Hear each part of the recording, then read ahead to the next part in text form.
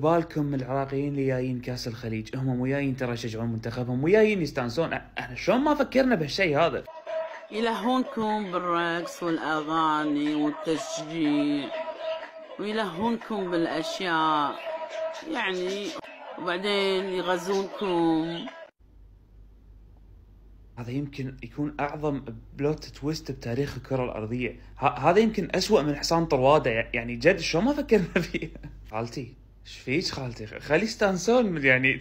ترى ليش هالتفكير هذا؟ شلون رحتي شلون وصلتي لهناك؟ انا اقول نصيحه مني، بطلي قناه اسوي فيديوهات عن المؤامره وكذي، لان حيل احس لايق. اتوقع ان راح تنافسين كويلي. صح حق الناس اللي ما راح يستوعبون، ترى انا قاعد انكد، انا ضد اللي هي قاعد تقوله، وهذا لان في ناس ما يفهمون طريقتي بالقطات وكذي، فانا ضد اللي قاعد تقوله. بعدين شباب، انا لازم من زمان قاعد افكر فيها، لازم نطلع اسم حق كارنز اللي عندنا هني. يعني لازم اسم كذي يكون، ما ادري شنو نسميه. كتبوا اقتراحاتكم.